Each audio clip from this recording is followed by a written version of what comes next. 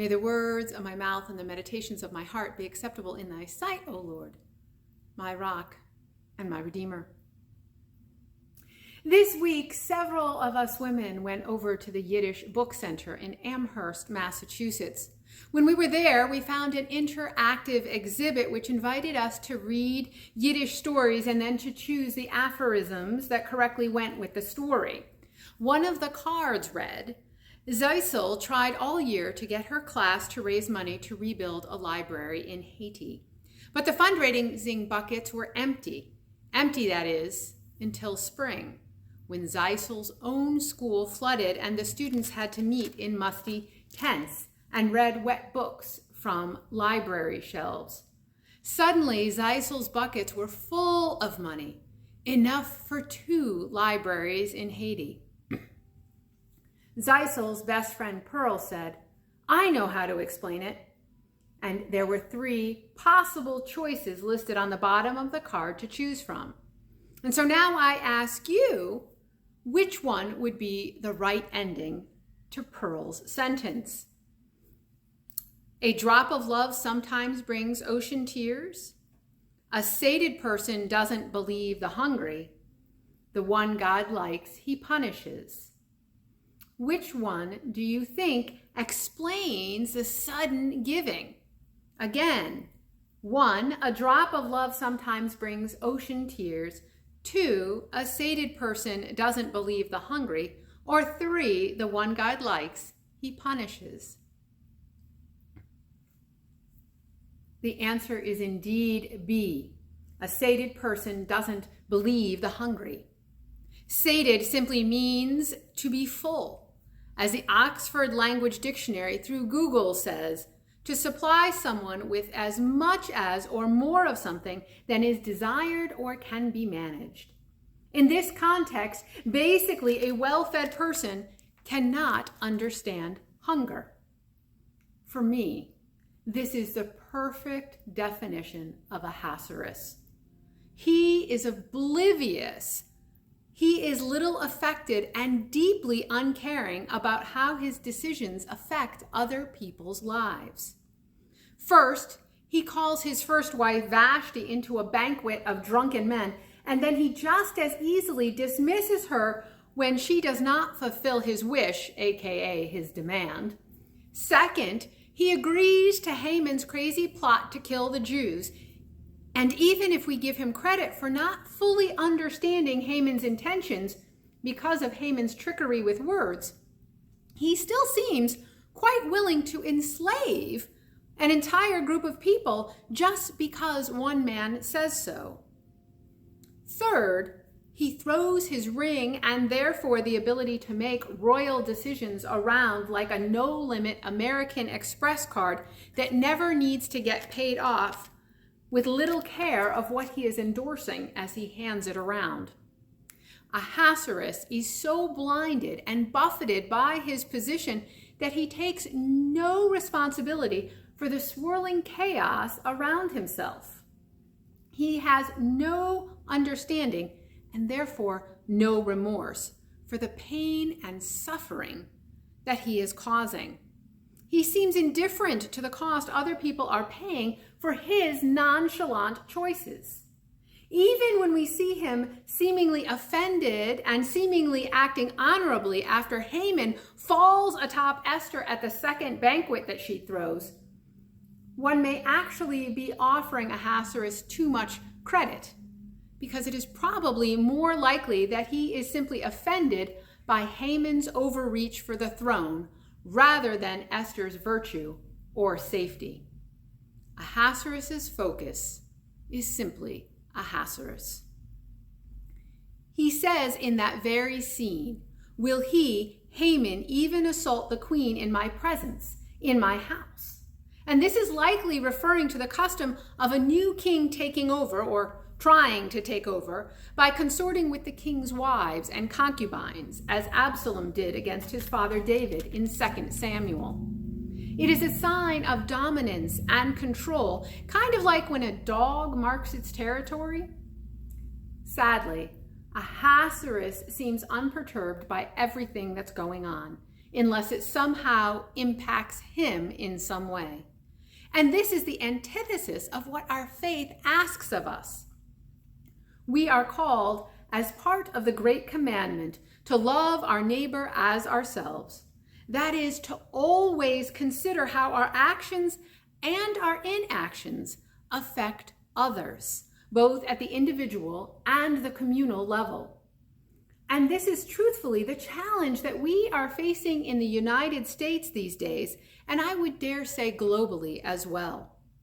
As economic disparity gets wider and wider, it becomes harder and harder for the top earners to relate to the issues of those from a lower socioeconomic stratum. The struggles of the majority of the population become impossible to even relate to. I mean, do you think Ahasuerus considered the women that were plucked out from their families for his enjoyment? Do you think he contemplated for one moment the people he let Haman consign to death because of a lack of a bow? Do you think even that he blinked his eye when he had Haman, his former right-hand man, impaled on the very structure that Haman had created to kill Mordecai on? To Ahasuerus, these people are little more than game pieces on a board. We would do well not to admire or look upon him or anyone else like him. We should not be swayed by his power or his charisma or the romantic ways that many movie producers have characterized him. When Ahasuerus is amused by you, you are welcome. But when you no longer entertain him, look out. Do not make him look bad. Do not call his decision-making into question. Do not rely on him to bring justice forward or expect his conscience to suddenly make an appearance. Well, that is, unless he worries about his own reputation. For example, when he finally rewards Mordecai for uncovering the plot on his life. This remembering and honoring of Mordecai was not as a result of doing what was right and earned by Mordecai. Instead, it was a way to avoid shame, a way of not looking ungrateful and to properly fulfill Ahasuerus' duties. Likewise, his banishing of Haman to the gallows was not a way to save the Jews and hold Haman accountable for these planned atrocities, as he wasn't willing to retract the law Haman had written. Instead, it was a way to rid himself of someone who was now showing himself to be a rival and a threat to his kingship. Ahasuerus cannot and chooses not to see outside of his small world. Ahasuerus' distance from the impact zone of his decisions makes his decisions easy because there's no skin off of his back anyway, as they say. Or as our initial Yiddish quote inferred, he doesn't feel any hunger pains because he's eating just fine. In our Christian context, this is where the values of humility and compassion come in. One is called to wash the feet of one's siblings.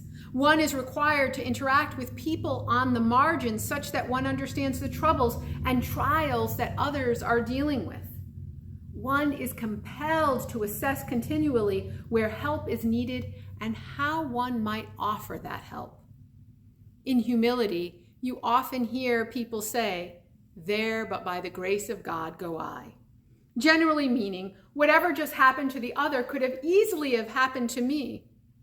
But in a world where we grieve 5 people who paid $250,000 each to ride in a submersible to see the Titanic over and above the 300 Pakistani people who died in the sinking of an overcrowded fishing trawler in the Mediterranean as they sought refuge in Europe at the same time, we as a society seem to have lost our capacity to care for the reality of our neighbor in ways that are truly and deeply compassionate. It is not that we should not grieve for the 5. Instead, it's that we should grieve for 305 and worry about the approximately 450 others who were also in that trawler and are still seeking refuge. It seems we are losing all proportion, just like Ahasuerus. The powerful get press, and the poor simply get set aside.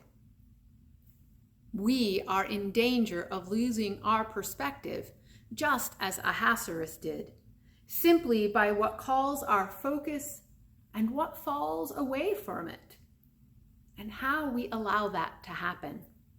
These Pakistani people who were fleeing their country needed not just news coverage and not just prayers, but action and care, a place to lay their head and be safe. I mean, one has to wonder what that $1.25 million could have done to help them and avert this tragedy. We need to care about what happens to them on the other side of the world, because they too are our siblings. Remember, as we've been saying in our injustice litany, injustice for one is injustice for all. Unfortunately, the farther one is separated from the experiences and realities of our siblings, the harder they are to understand or even to recognize. And the more troubling they are, the more inclined we are to look away. Sadly, this apparent indifference may not, in fact, be a thoughtful choice of indifference, but instead an honest unknowing, a blissful ignorance that we choose to stay buffeted in. How can someone who is sated understand the pains of hunger? How can someone who has never felt hunger and never had to put their child to bed hungry or worry that they might die understand desperation? Why would someone who has feasts as large and costly as a small nation's GDP ever believe that societal change must happen so that the hunger can be assuaged? Can one seated at such a feast even imagine that hunger is possible? Might it even be said and overheard at a table such as this, piled high with food, that those that are hungry must choose to be so, since there is clearly so much available? There is a story from one other great faith in the world, Buddhism. It is about Siddhartha, the one who later becomes known as the Buddha. Siddhartha was born to a very wealthy and powerful family. He grew up with every advantage. His parents purposely kept him buffered from the world in fear that if he knew the troubles that existed outside of the palace gates, that he might feel guilty and renounce his position. For his formative years, he did not know of poverty or disease or even old age. When he was 29, though, he took 3 trips outside the palace gates. On one trip, he met a very old person. On another, a sick person. And on the 3rd trip, he saw a corpse for the first time. Finally, Siddhartha could not stand it any longer. His parents were right. He could not accept a life of ease while others suffered, and so he did leave the palace and renounce his claim to the throne. He left the life of luxury and began his journey toward enlightenment and a search for the end of suffering for all. Similarly, within our own faith, the one that we call the King of Kings is not born a prince, but a pauper. He does not ride a war horse, but a donkey. He does not seek the company of other royalty, but of the sick and the lame and the destitute. He seeks not to buffer himself from the world, but to embed himself in it. He seeks to live on the margins so that he can better understand the needs and the struggles of those who suffer most. Now, while we may not need to renounce our royal status, and while none of us, to my knowledge, are millionaires, we must acknowledge that we are far more secure than some. In fact, more financially secure than most of the world. Therefore, perhaps not to the extent of Attaraxes, but we too are buffered from some of the trials and tribulations that others in the world face. Thus, to avoid becoming the unfeeling Ahasuerus, we must continually decide to learn about and seek to understand the challenges that other people face. We must lean into the struggle and the pain and the hurt and the injustices of the world. We must choose to be Esther, who could have stayed buffered and safe, but chose not to so that she could save her people. We must work to avoid our own Ahasuerus tendencies. Ahasuerus may look to be the one that we wish to emulate in our story. He may appear to be an ancient version of a social media influencer, but within the context of this story, and in fact within the context of all of our sacred literature, we learn that wealth and power are not signs of what one would call a good life. A good life is a life of compassion and kindness and love. It is a life where one gives oneself even when it's not required.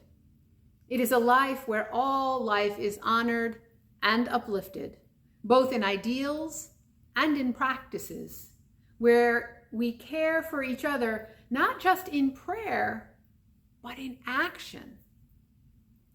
May it be that the Esthers of the world win out, and that we all stop romanticizing powerful people. It is not that wealth itself is necessarily evil, but as it says in 1 Timothy chapter 6, verse 10, it is the love of money which is the root of all evil. Perhaps this is true both because acquiring it becomes our focus, and we lose regard for the cost of our gain, which is extracted from others, and that in having wealth, we lose sight of the trouble of others. May we keep our hearts open, lean in to listen to our siblings, and be willing to act on their behalf, even if it costs us something. Amen.